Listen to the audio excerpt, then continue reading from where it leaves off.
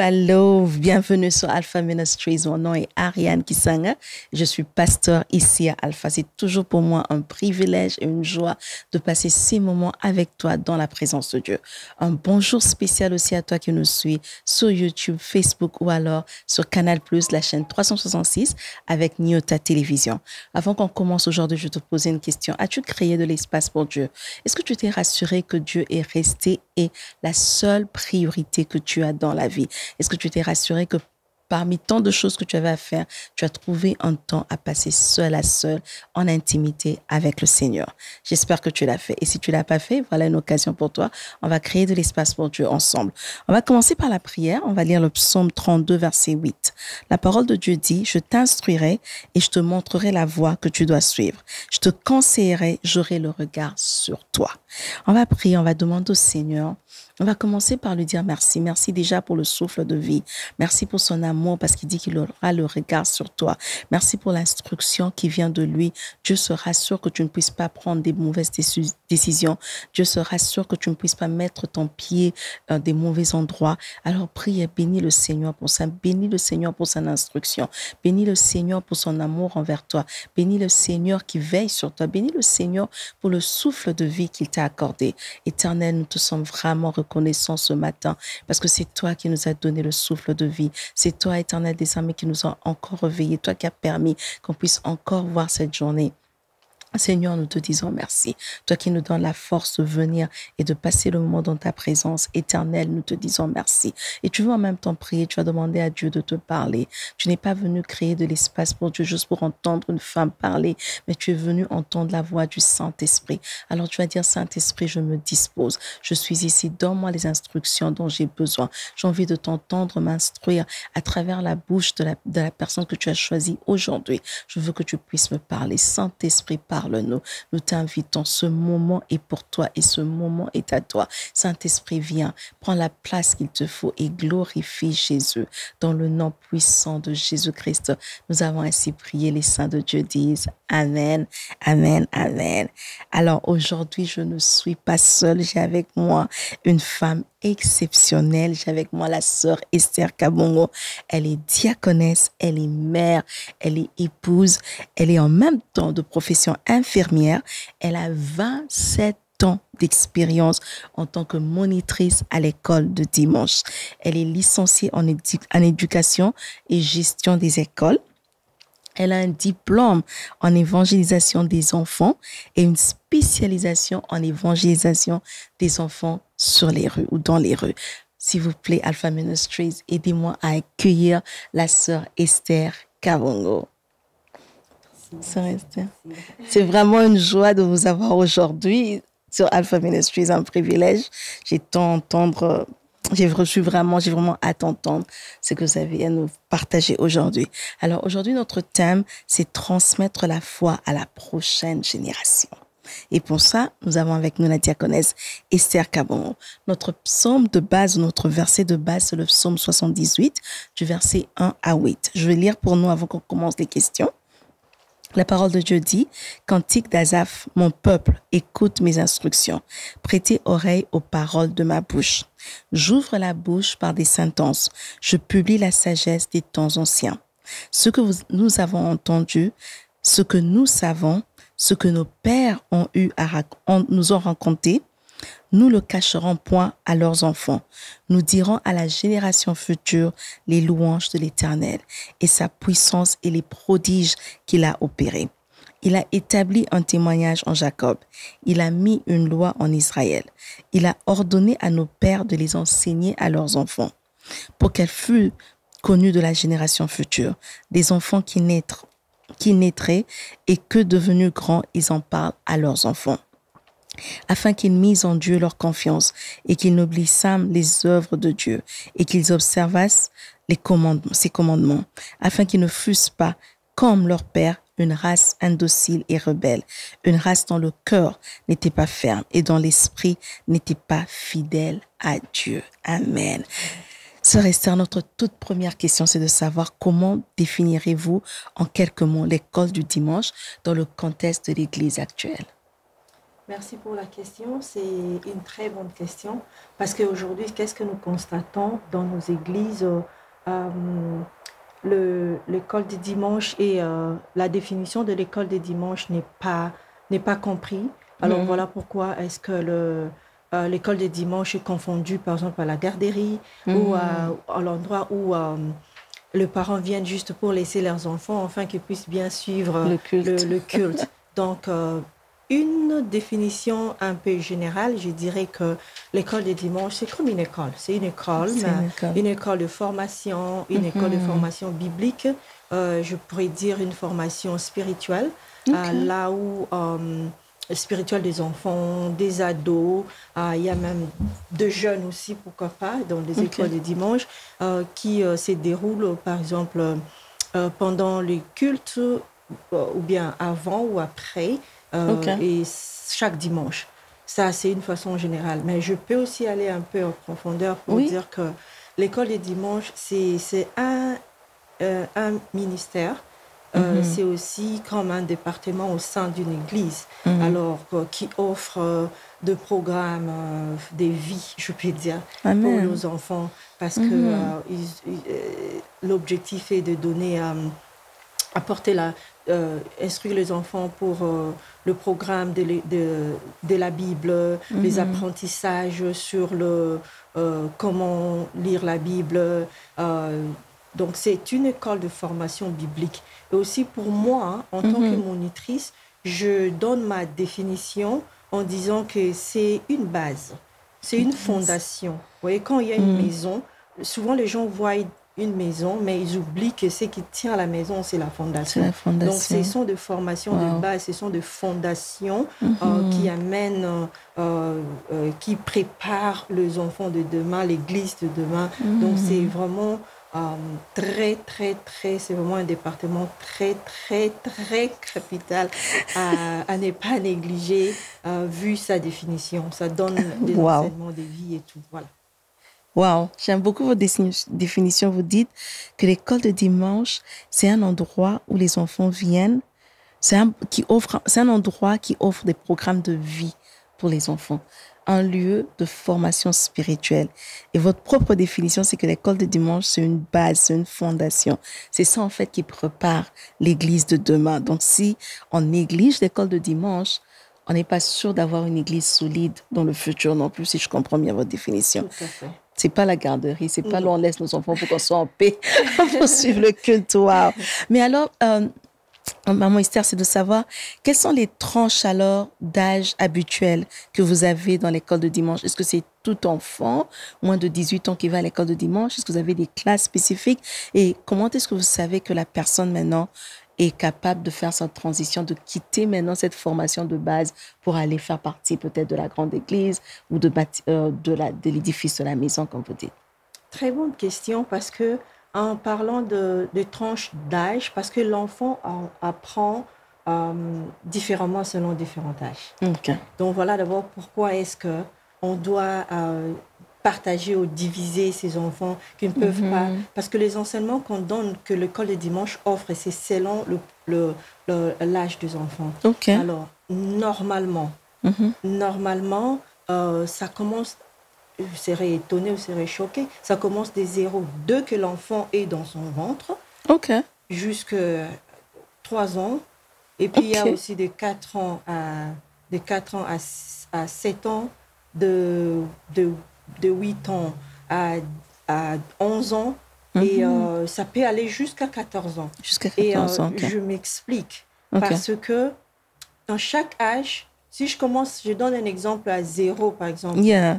La Bible nous montre que Jean-Baptiste, la Bible dit à Luc, Jean-Baptiste, quand il était tressailli de joie, quand il a entendu Marie parler. Donc, vous pouvez m'expliquer, il a écouté. Donc, l'âge d'écoute, c'est déjà l'âge où on peut enseigner les enfants. Donc, les scientistes disent que l'enfant écoute déjà à partir de 4 mois. Et il reconnaît déjà la voix de sa maman quand il est né. Comment expliquer cela? Donc, c'est les spirituels. Donc, moi, j'encourage même les mamans enceintes de venir à l'école de dimanche pour leurs enfants. Donc, ils écoutent. Donc, à partir de 4 mois de grossesse, vous dites il faut déjà commencer à venir à l'école de dimanche. Si vous voulez même exagérer, à partir de 0, parce que c'est, comme j'ai dit dans ma définition, c'est une école spirituelle. C'est les spirituels, ce n'est pas les physiques, ce n'est pas comparé comme l'école normale comme ça. Là. Oui, il faut ajouter à cette école la spiritualité. Donc, vous pouvez m'expliquer, vous ne saurez pas expliquer scientifiquement comment Jean-Baptiste a pu ressentir tout ça dans le ventre de sa mère et puis était tressailli de joie, comme la Bible nous dit. Tous ces sentiments, tous ces histoires. Donc, il est capable, l'enfant dans le ventre est capable d'écouter. S'il est capable d'écouter sa mère, il est pas capable d'écouter. Donc, il est aussi capable d'écouter la parole de Dieu. Amen. Donc, et maintenant, ça dépend. Maintenant, ça, c'est normalement les différentes tranches, mais ça dépend aussi dans le milieu où nous sommes, dans le cadre, dans l'église, par exemple, on a des défis. Par exemple, ici, comme en Amérique du Nord, il n'y a pas vraiment... Les mamans n'ont pas beaucoup d'enfants. Je vais voir celui-ci à 1, mais les cadres que nous avons. Mais notre but, c'est seulement de partager ces enfants selon leur centre d'intérêt, de compréhension. Parce qu'il y a un certain âge où ça bouge beaucoup. Alors, il y a un enfant, par exemple, de 0 à 3 ans, c'est une période de crise. Il faut comment présenter les matières. Par exemple, on doit présenter Dieu comme leur père. Il y a d'autres tranches où on doit présenter Dieu comme leur ami. Donc, on doit jouer avec ces centres d'intérêt pour pouvoir apprendre à nos enfants. Donc, ça dépend. Ça, c'est une règle générale, mais ça dépend aussi des enfants que nous avons, de la maturité des enfants que nous avons. Mais en tout cas, diviser les âges, c'est très, très important. Voilà. Et pourquoi vous avez mis comme... Je sais que vous avez dit ça en général, mais vous êtes arrêté sur 14 ans. Pourquoi 14 ans? Pourquoi pas jusque 18? Et puis ils sont adultes et maintenant ils vont dans la grande église. C'est comme je dis, ça dépend. Ça peut aussi aller au-delà. Parce que ça dépend de... Parce que déjà, à 14 ans, l'enfant, déjà, l'estime commence déjà à se manifester, je peux dire. Alors, on ne peut pas empêcher, par exemple, les enfants... ça sera comme une barrière pour que l'enfant puisse partir. Mais ça dépend de... Comment on appelle ça? Dans le pays... Dans d'autres pays, ils peuvent se sentir libres d'aller avec les enfants jusqu'à 16 ans et puis le relâcher à la jeunesse. Donc, comme je dis, ça dépend du contexte à lequel vous êtes et adapté de chaque église. De chaque église et puis adapté. Voilà. Mais quand est-ce que vous sentez alors, vous avez parlé de la maturité, mais comment vous jugez cette maturité-là, que cette personne maintenant est prête à bouger, à quitter l'école de dimanche? L'estime de soi, oui, mais à part l'estime de soi, spirituellement, comment vous jugez cette maturité-là? C'est à partir de l'évaluation. Parce que même, on peut voir que cet enfant a grandi spirituellement. La Bible nous dit, Christ disait on disait que Christ grandissait en sagesse et en statut et tout ça. Là. Donc l'enfant peut grandir en statut, mais on peut aussi voir dans sa sagesse ou grandir... spirituellement. Je peux donner un exemple. On peut voir, par exemple, dans son engagement à l'église, par exemple, quand on enseigne sur le service, par exemple, vous allez voir que cet enfant il est enthousiaste d'aller vraiment, comme on appelle ça, servir Dieu et tout. On peut le voir dans son comportement. On peut le voir, il y a beaucoup dans son langage biblique. L'enfant commence à changer des langages bibliques, il commence à employer des vocabulaires bibliques. On voit donc tout cela, l'ensemble de tout ça peut nous permettre à évaluer l'enfant et le relâcher. Voilà. Ah bon, d'accord. Wow, merci beaucoup. Donc, on retient ici que l'enseignement se fait à l'école de dimanche selon les tranches d'âge. Donc, à un moment, il faut montrer Dieu comme un père et le même Dieu à une autre tranche d'âge plutôt, vous allez le présenter comme étant un ami.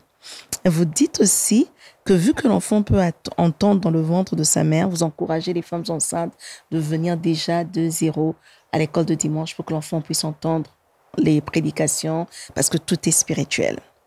Et la maturité est jugée par la compréhension de l'enfant, par comment il est son zèle pour servir le Seigneur, et ainsi que son vocabulaire. Maintenant, le verset 2 au verset 4 du psaume 78 nous dit « J'ouvre la bouche par des sentences, je publie la sagesse des temps anciens. » Ce que nous avons entendu et ce que nous savons, ce que nos pères nous ont raconté, nous le cacherons point à leurs enfants. Nous dirons à la génération future les louanges de l'Éternel et sa puissance et les prodiges qu'il a opérés. À la lumière plutôt de ce verset, comment l'école de dimanche, ou comment vous, si vous voulez parler de votre témoignage, comment vous rassurez que la nouvelle génération connaisse, comment vous faites pour les enseigner pratico-pratique, les merveilles de l'Éternel, se rassurer qu'eux connaissent et qu'eux aussi vont transmettre? Très bonne question. Ceci s'est fait parce que, comme je disais, que c'est un travail spirituel. Donc, nous avons la méthodologie normale et en ça, on ajoute la spiritualité. Donc, c'est-à-dire que il faut avoir de méthodes adaptées, par exemple. Et il faut, quand on enseigne, c'est quoi le but? C'est pourquoi je disais au début, c'est bien de commencer à définir c'est quoi l'école des dimanches. Donc, on comprend qu'à l'école des dimanches, on vient pour que les enfants, je dois amener, c'est quoi? Amener mes enfants à la fin de cette leçon, par exemple, de comprendre, par exemple, Dieu et ceci à travers la Bible, tout ça. Donc, tu feras, dans la préparation de tes leçons, tu feras tout à ce que, comment est-ce que je peux faire pour que mes enfants assimilent les leçons. Donc, tu dois vraiment avoir des leçons de qualité et non pas seulement venir enseigner comme dans les écoles, mais tu dois prier pour ça. Tu dois vraiment prier parce que pour la terre, donc c'est la sémence qui est Dieu est en train de mettre chez les enfants, parce que nous, on est là juste pour accomplir ce que Dieu nous a dit. Parce que c'est un ordre, ce n'est pas une option. Parce qu'il a commencé, il a dit, tout ce que vous avez entendu de moi, tout ce que vous connaissez de moi, ne les cachez pas. Donc, ce n'est pas une option. Donc, moi, je viens, je fais mon travail. La Bible nous dit, c'est lui qui fait croître la sémence, c'est seulement lui-même. Donc, il faut vraiment associer la méthodologie à la prière, et puis on aura des résultats. Mais si on peut avoir un exemple un peu plus pratique, disons, vous êtes dans une classe et vous avez des enfants de, je prends une tranche d'âge, 4 à 7 ans. Vous voulez apprendre l'histoire de... 4 à 7 ans, c'est un peu vaste. Bon, prenons 0 à 3 ans, l'histoire de David et Goliath. Comment vous faites pour transmettre cette histoire à cette tranche d'âge? Comme je disais, à cette tranche d'âge, d'abord, il faut comprendre, à chaque tranche, il faut comprendre c'est quoi le centre, hein, comment l'enfant agit, parce que l'enfant, il comprend de sa manière. Alors, à ces tranches d'âge-là, par exemple, on sait que c'est une âge des crises, des petites chansons, par exemple, parce que quand on vient, ce n'est pas seulement on enseigne, mais on doit lier ça aux des répétitions de petits versets. David, il avait fait quoi? Vous venez, vous devez attirer toute l'attention des enfants, là. Je vous dis ce que je parle de la méthodologie. Donc, c'est-à-dire que la méthode de votre enseignement, c'est comme si vous étiez là quand l'histoire là était là. Je vois. Vous y mettez, vous transmettez ça aux enfants. Quand vous faites votre narration, donc c'est comme si avec le suspense, quand il est venu, du coup il est parti, et bien quand... Alors vous allez attirer l'attention des enfants et ils vont savoir. Et puis il y a des coloriages à la fin. Quand ils colorient, quand ils chantent, vous devez chercher une chanson qui est liée à la leçon du jour, par exemple, pour aider à assimiler. Et puis autre chose, on envoie aussi à la maison, on demande aussi la collaboration des parents pour pouvoir nous aider à faire assimiler, parce que l'Église n'a que un peu de temps avec les enfants. Et n'oubliez pas, la Bible nous dit aussi dans Deutéronome que le mandat d'enseigner les enfants, de transmettre, c'est aux parents qu'on a donné. Et donc, il a dit, vous les enseignerez à mes enfants. Tout ça. Donc, c'est aux parents. Donc, aussi, dans notre méthodologie, nous aimerions aussi collaborer avec le parent pour que ces enseignements-là soient aussi efficaces. On demande, par exemple, pendant toute la semaine, on donne le lien du film, que le parent continue, par exemple, parce qu'on regarde à nos jours ici, les enfants de 3 ans, par exemple, il est plus technologie. Et la technologie est plus avancée. Comment ils apprennent les chansons, d'autres chansons, par exemple, comment ils font ceci. Donc, on doit comprendre la définition, le but, l'importance de l'école des dimanches pour pouvoir faire tout ça. Et avoir la collaboration des parents. Wow, ça, c'est très important, comme vous le dites. Mais est-ce que vous trouvez que c'est nécessaire d'avoir, quand vous avez par exemple un enfant que vous croyez avoir fini l'école de dimanche, est-ce que vous êtes pour les collations, les cérémonies qui montrent que l'enfant a fini l'école de dimanche et maintenant il va dans la grande église? Oui, c'est très important, comme j'ai dit là, l'enfant, quand il finit là, l'estime. Donc, il voit que ça va aussi l'aider. Il voit que non, j'ai accompli quelque chose. Donc, ça va aussi le motiver. Donc, quand je vais aller encore là-bas, je vais tout faire pour accomplir. Tout ça, ce sont des méthodes qui peuvent aider aussi l'enfant quand il va partir, par exemple, à la jeunesse pour faire ça. Et aussi pour les autres qui sont restés. Ils vont dire que, oh, moi aussi, un jour, je serai... quand j'aurai fini aussi. Et tout ça. Donc, pour les enfants, c'est vraiment, vraiment très, très, comme on dit en anglais, big deal. C'est vraiment pour eux, peut-être nous, on peut voir, voilà. Mais c'est très important. Très important de faire, de le présenter devant l'église, par exemple. Tout le monde les encourage. Voilà, ils ont fini. On donne un petit certificat. Pour eux, il a accompli quelque chose. Et il est prêt à embrasser une autre étape et il sera fier de le faire. Enfin, vous avez parlé de la collaboration des parents, mais ce n'est pas tous les enfants qui ont cette collaboration à la maison. Ce n'est pas tous les enfants qui ont les parents qui les aident à la maison. Est-ce que quand vous venez dimanche, est-ce qu'il y a vraiment une différence visible entre les enfants qui ont les parents qui les aident et les enfants qui le font seuls? Ou est-ce qu'il y a la différence est juste entre ceux qui ont fait à la maison et ceux qui ne l'ont pas fait? Là, qu'est-ce qu'il y a une différence? Très bonne question. En tant qu'église, monitrice dans l'église, ce que nous faisons, c'est nous encourageons. C'est comme je dis, l'école des dimanches. Il y a aussi l'école, comme ils vont à l'école. Nous voyons les parents, le parent, comment ils sont, comment ils supportent leurs enfants et ils veulent devenir, par exemple, ils savent que non, aujourd'hui, si l'enfant a étudié ceci, ils font bien les études, ils deviendront ceci. C'est que nous faisons. On revient encore à la définition, on revient à l'importance, on revient, on a des réunions de parents, par exemple, pour encourager le parent en disant, par exemple, que comment est-ce que ton enfant peut devenir sans Jésus ou avec Jésus. Donc, si nous nous y mettons dans la formation, je peux dire, du monde des expectations, je peux dire.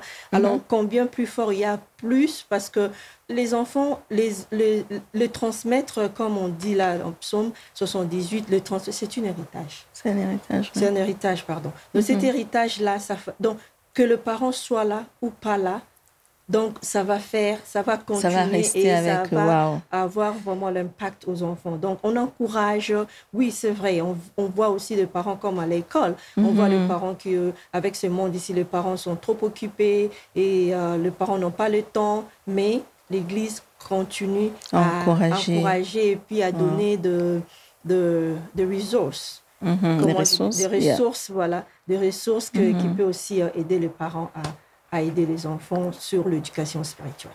Amen. Wow, merci beaucoup. Vous pouvez voir qu'on a en face de nous une femme qui connaît sa matière. Wow. Merci beaucoup, ma sœur Esther, pour ce partage. Donc, on a appris aujourd'hui que l'école de dimanche, c'est un programme de vie. C'est un programme de vie pour nos enfants. C'est une base, c'est une fondation. Les méthodes sont différentes selon la tranche d'âge et l'implication des parents compte pour beaucoup. De la même façon dont les parents se battent pour que les enfants deviennent des personnes qui réussissent dans le monde séculier, on doit aussi se battre pour que quand on soit parti, que les enfants restent avec l'héritage de Jésus. Et c'est ça que le psaume 78 demande de faire, c'est d'apprendre à nos enfants que eux aussi soient en mesure de transmettre aux autres. Ma soeur, Esther, merci beaucoup. Vous avez béni vraiment avec ça. Mais peut-être il y a une femme ou une monitrice de l'école qui se dit, ouais, ce qu'elle dit, c'est vrai, je sais, mais à l'église où je vais, j'ai pas ce soutien. Peut-être il y a aussi un parent qui se dit, oh, je savais pas que c'était comme ça. Et moi, j'ai toujours négligé l'école de dimanche. Pour moi, c'était la garderie pour mes enfants. Je savais pas que ça allait avoir l'impact dans le futur. Est-ce que vous pouvez juste prier pour ces cœurs qui nous suivent et qui sont dans ces différentes situations? Nous allons prier. Éternel Dieu de gloire, Dieu des armées, toi notre Dieu, notre soutien. L'Éternel, toi qui nous as encore, éternel mon Dieu, mon roi, par ta parole mandaté, et d'aller, éternel, ô Dieu de gloire, Jésus, parler de tes merveilles à la génération, éternel mon Dieu, mon roi, des enfants, ou à leur tour, éternel, ô Dieu, iront aussi à leur tour pour transmettre aux autres. Seigneur, toi qui vois les difficultés, tu vois les défis éternels au Dieu de gloire, que ces personnes, que ces monitrices éternelles qui n'ont pas de ressources éternelles au Dieu de gloire. Toi, tu es le ressource éternel, mon Dieu numéro 1. Nous demandons éternel ton assistant éternel au Dieu. Yahweh éternel au Dieu de gloire. Vois encore le cœur éternel au Dieu de cette femme, de ce couple, de ses parents éternels au Dieu de gloire. Viens en aide éternel au Dieu des armées. Viens en aide éternelle au Dieu de gloire, afin que ta parole s'accomplisse au Dieu de gloire. Nous te prions, nous te rendons gloire. Au nom de Jésus, nous avons ainsi prié. Amen. Amen, amen, amen. Merci beaucoup encore une fois, Maman Esther, d'avoir pris le temps de venir nous bénir par cet enseignement, transmettre à la génération future les merveilles de l'Éternel, l'héritage de l'Éternel. Ici à Alpha Ministries, on encourage les gens à créer de l'espace pour Dieu. Alors, en Lingala, comment vous direz aux personnes de créer de l'espace pour Dieu? En Lingala, créer de l'espace pour Dieu, Bongi Sela Nzambe Ngonga. Bongi Sela Nzambe Ngonga. Crée de temps, crée de l'espace pour l'Éternel. Et comme je dis toujours, créer de l'espace pour Dieu, c'est aussi nous suivre sur toutes nos plateformes des réseaux sociaux. Laissez un commentaire, laissez un j'aime et pourquoi pas nous poser aussi des questions si vous avez des questions. Jusqu'à ce qu'on se voit la semaine prochaine, rappelle-toi de toujours créer de l'espace pour Dieu.